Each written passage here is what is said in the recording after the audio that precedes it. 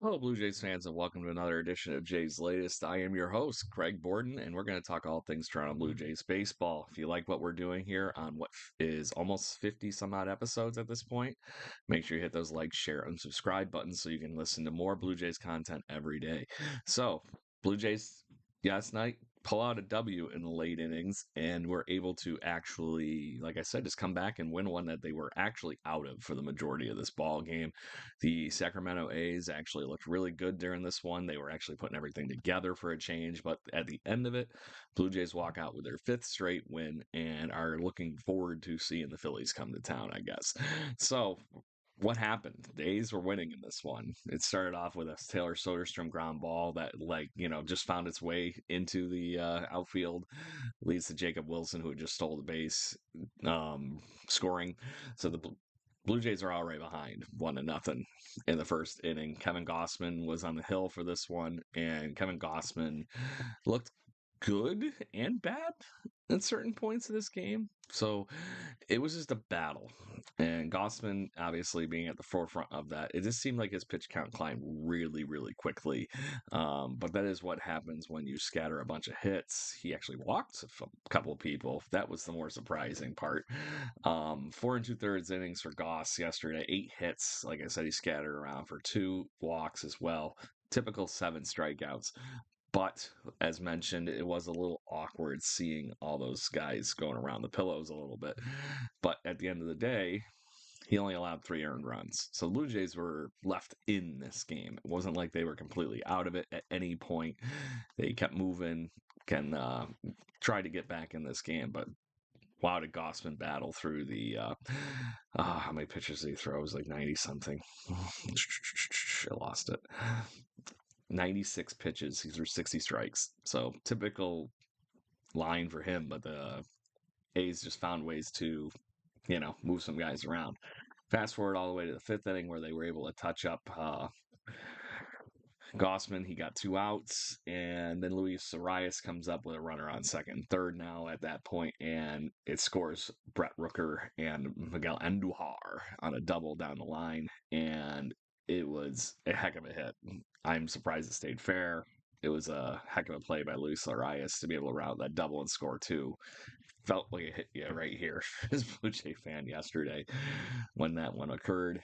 But let's move on to the beginning of the bottom of the fifth. Blue Jays finally show a pulse on offense, and this is where the late inning heroics come in for this team of late.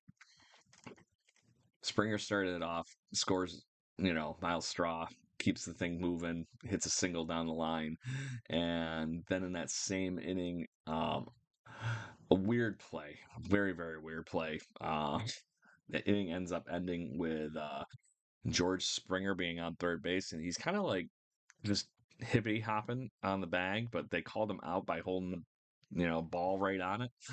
Never seen anything like that one, but that's the fun of baseball. And George, come on, man, I could at least wait till the play's over with. I hope nothing was bothering you in your legs. Because that's the only real reason I can think of hippity hopping like that on third base to get called out. So anyway, at that point, the Blue Jays did score on that play, so it was 3-2. Oakland, sorry, Sacramento, soon to be Vegas, because that's not confusing at all. So in the top of the eighth, Jacob Wilson continuing to be the thorn in the Blue Jays side, and what a heck of a season he's putting together as a rookie. Um, Sack fly scores another run, puts the A's up 4-2. But this is when the bottom of the inning happened and the outburst that was the Blue Jays offense. A few guys get on. Springer and Kirky gets a hit. Alan Roden comes in the pinch hit. Addison Barger's at the plate, and we're hoping for something special. Boy, did we get it. Addison Barger homered for the third straight day. And this one was a tank. It was a missile. And goes deep into the right field bleachers and just fires his team up. We are now ahead 5-4. Nobody saw that coming. Barger's been hot as all hell, and I think he deserves an everyday shot, period, at this point with how good he's been doing. But I don't think anybody was expecting him to hit his third home run in a row.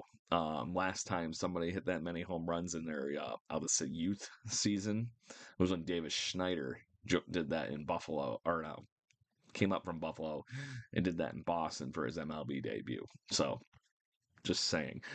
By the way, welcome back to Davis Schneider, who is going to be our Uber utility guy now that we unfortunately lost Alton Varsho the other day.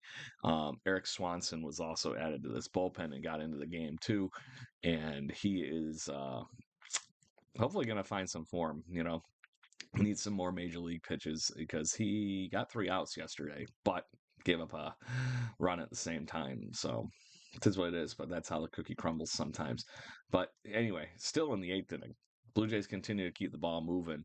Some other guys get on. Ernie Clement again, especially hits a double, and then Nathan Lucas singles him in, gets it 6-4 Toronto. And then why not? Vladdy's got to get on the action.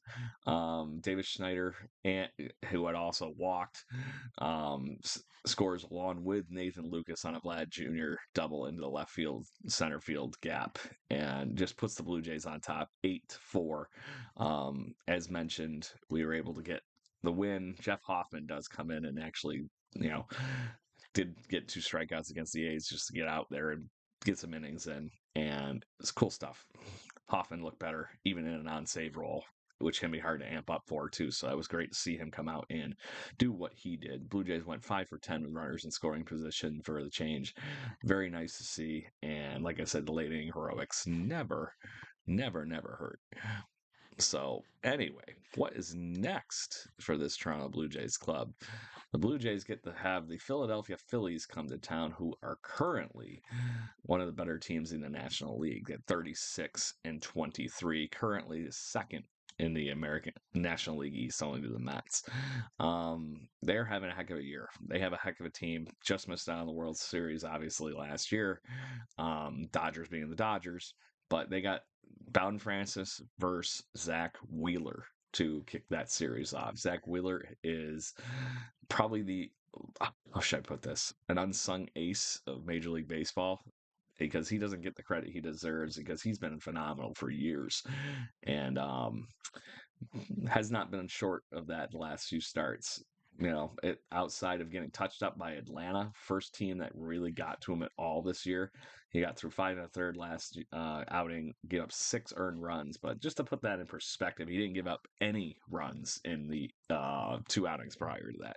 So 2.96 ERA, 6-2 record, 94 strikeouts for Zach Wheeler. Definition of an ace, definition of a stopper. So Blue Jays will have to watch out for him. And right now, our core players, Bichette, Guerrero, Kirk, and Springer are the only ones that really faced him. And they hadn't done well. They're all batting about 200, except with the one exception of Bo Bichette, who's been 375 and 8 at bats. So it's not a big sample size. They will be facing Bowden Francis on the mound, who looked a lot better in his last 2 outings, actually. Got the 5 innings this last time, 3 hits, 1 walk, 6 strikeouts against the Texas Rangers. And hopefully he continues to just beat up the strike zone, because that was his problem. The accuracy was back this past outing. Gets to just above a 5 ERA in his last outing, but I'm hoping that he can continue to pepper the strike zone, keep the movement going, because him not giving up walks definitely greatly increased his chances of winning in his last 2 outings. So good stuff. Anyways, tomorrow we're going to talk about what could help this team, because it's an off day here today. Blue Jays don't play that game against the Phillies until Tuesday. So make sure you get ready to settle in on June 3rd for the Toronto Blue Jays game for that. Make sure you check out the Jaybird Watching podcast. Like I mentioned, we had Shane Told of Silverstein on this past week. That's a great episode to just hear from a rock star, literally, to talk Blue Jays baseball. He's a huge fan. And then this week we have former Blue Jay Bob File joining us again on that. So make sure you join for that too, because we're going to talk all things Philly, because he's a Philadelphia Phillies fan. So anyways, Blue Jays fans, thank you very much. Hit those like, share, and subscribes. Check out jaybirdwatching.com, and we will talk to you soon. Cheers.